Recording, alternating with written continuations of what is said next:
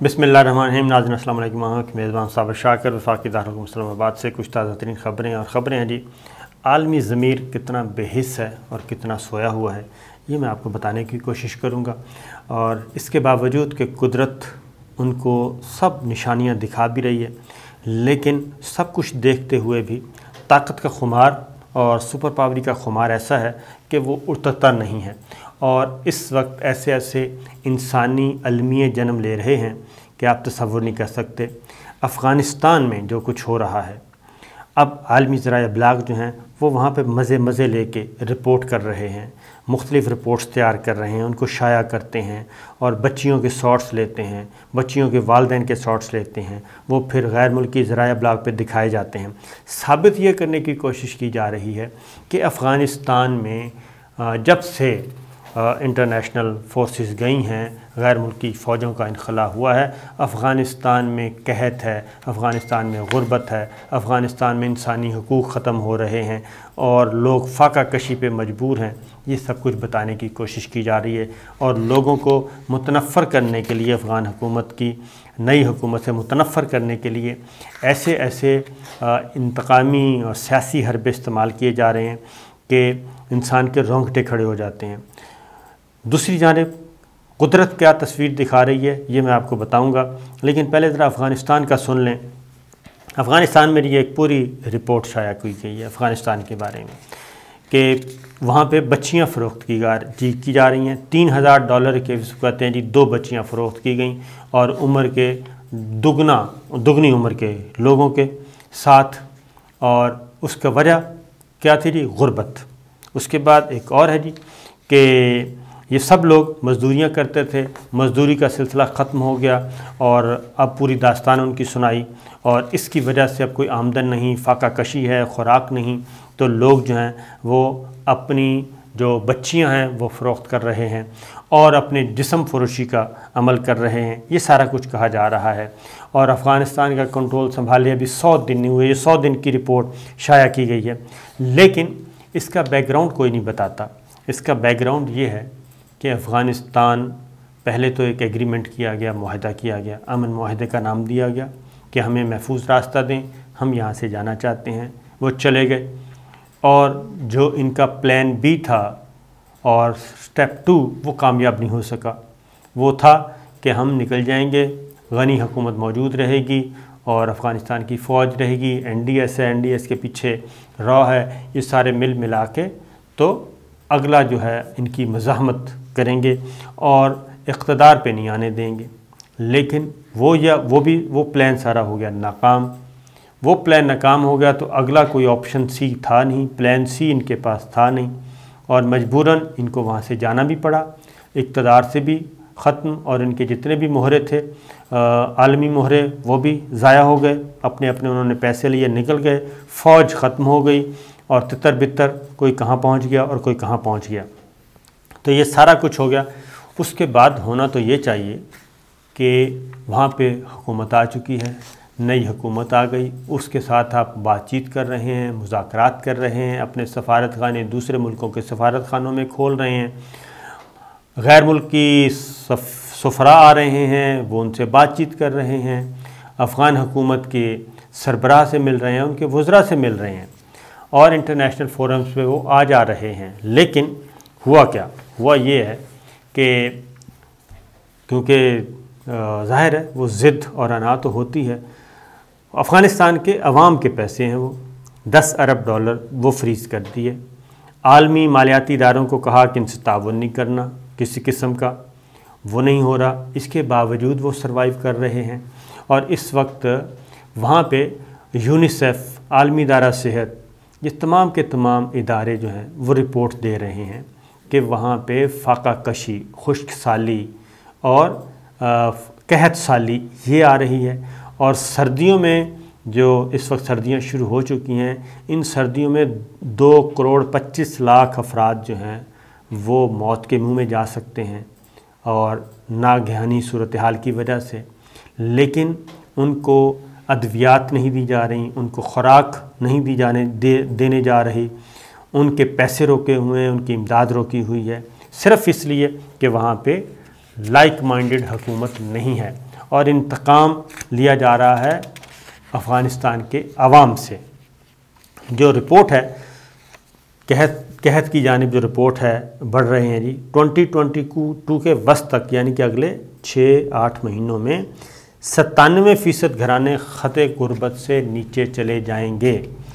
اب یہ سارا کچھ کرنے کے بعد جو بات کی جا رہی ہے، بجائے اس کے کہ ان کے پیسے چائنا مطالبہ کر رہا ہے، روس مطالبہ کر رہا ہے، پاکستان یہ کہہ رہا ہے، ترکی کہہ رہا ہے، دنیا بھر کے ممالک کہہ رہے ہیں کہ بھئی ان کے پیسے واپس کیے جائیں، جو $10 ارب ان کے اثاثے ہیں وہ واپس کریں، اور یہی افغان حکومت مطالبہ کر رہی ہے، لیکن اس پہ کچھ نہیں، بلکہ اس کے جواب میں اس طرح کی رپورٹ شائع کرنے کی کوشش کی جا رہی ہے، خواتین کی بے حرمتی کی جا رہی ہے اور بچیوں کی بے حرمتی کی جا رہی ہے، ان کو ٹی وی پہ لا کے دکھایا جا رہا ہے تاکہ افغان حکومت کے بارے میں جو ہیں وہ پبلک جو ہے وہ اٹھے اور وہاں پہ اس قسم کی بغاوت ہو۔ لیکن اس کے الٹرنیٹ کیا جا رہا ہے، اس میں یہ ہے کہ پاکستان خوراک دے رہا ہے، اور پاکستان نے بلکہ کچھ چھوٹ بھی دے دی ہے پھلوں پہ اور سبزیوں پہ افغان حکومت کے ساتھ جو ایگریمنٹ کیا ہے۔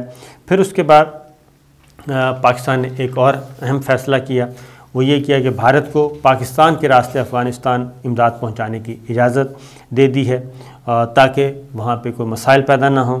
اور یہ پاکستان نے اتنا بڑا کام کیا ہے کہ آپ تصور نہیں کر سکتے کہ انڈیا کے ساتھ کسی قسم کا ہمارا اس وقت نہیں ہے رعایت، لیکن افغانستان میں چونکہ انسانی المیہ جنم لے رہا ہے اور اس لیے وہاں کے عوام کا، وہاں کے خواتین کا، وہاں کے بچوں کا کوئی قصور نہیں اس پالیٹکس میں، پاکستان نے اس کی بھی اجازت دے دی۔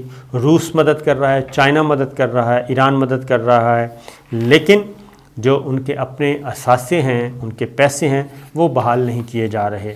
تو یہ ہو رہا ہے۔ دوسری جانب مذاکرات بھی کیے جا رہے ہیں، اور برطانیہ بھی مذاکرات کر رہا ہے اور امریکہ بھی مذاکرات کر رہا ہے، مزید ان سے رعایتیں لینے کی کوشش کر رہا ہے، مزید کہہ رہا ہے کہ ہماری شرائط پہ کھیلیں۔ تو یہ سب کچھ ہو رہا ہے، یہ صرف بے حسی کا ایک نمونہ ہے اور کچھ بھی نہیں۔ دوسری جانب آتے ہیں کہ یہ تو اس طرف برطانیہ میں کیا ہو رہا ہے۔ برطانیہ میں ایک رپورٹ آئی ہے اور وہ رپورٹ آپ دیکھیں کہ کورونا کے علاج میں بھی برطانیہ میں امتیازی سلوک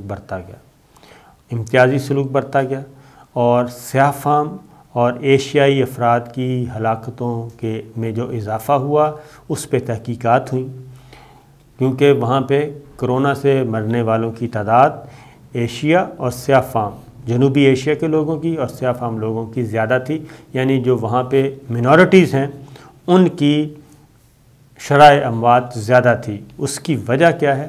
اس کی وجہ یہ ہے جو رپورٹ آئی ہے منظر عام پہ کہ جو منورٹیز کے لوگ تھے، سیاہ فام اور جنوبی ایشیائی، ان کو تیسرے درجے کے انتہائی نگہداشت یونٹ میں علاج کیا گیا، ان کو وہاں پہ منتقل کیا گیا۔ سیاہ فام اور اقلیت سے تعلق رکھنے والے افراد کو تیسرے درجے کے انتہائی نگہداشت کے وارڈ یونٹ میں بھیجا گیا۔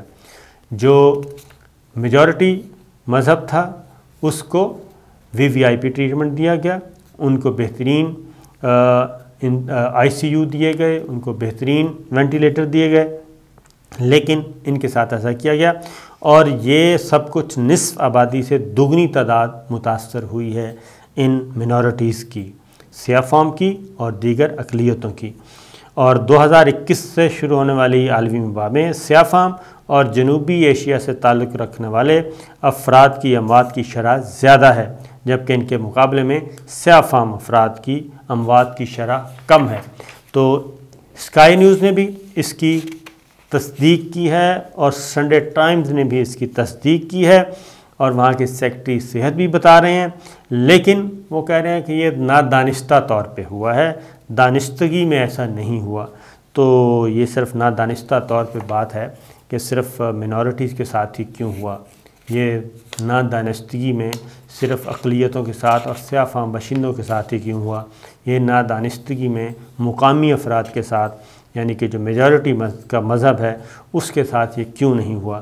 تو یہ ساری چیزیں ہیں۔ دوسری جانب پاکستان میں اس وقت الحمدللہ جی تھرو آؤٹ کووڈ کی وجہ سے پاکستان اللہ تعالیٰ نے محفوظ رکھا، پاکستان کو بھی اور موسٹلی اسلامی ملکوں کو بھی، اور یہ ساری تباہی جو آئی وہ یورپ اور مغربی ممالک میں آئی۔ اب میں ذرا آپ کو ایک رپورٹ دکھاتا ہوں کہ اس وقت یہ آپ کو نہیں بتائی جا رہی کہ پورے یورپ میں اس وقت کووڈ کی وبا کی وجہ سے پرتشدد مظاہرے ہو رہے ہیں۔ ان پرتشدد مظاہرے ہو رہے ہیں، توڑ پھوڑ ہو رہی ہے، لاٹھی گولی چل رہی ہے، لاٹھی چارج ہو رہا ہے، آنسو گیس پھینکا جا رہا ہے اور لوگ سڑکوں پہ مظاہرے کر رہے ہیں۔ اس میں ہالینڈ میں جھڑپیں ہو رہی ہیں اس وقت، وہاں پہ لاٹھی چارج کے ساتھ واٹر کینن استعمال ہو رہا ہے، گاڑیاں جلائی جا رہی ہیں، اور وزیر اعظم وہاں کے کہتے ہیں کہ یہ جو تشدد ہے یہ شفاف تشدد ہے اور اس کو کرنا جائز ہے۔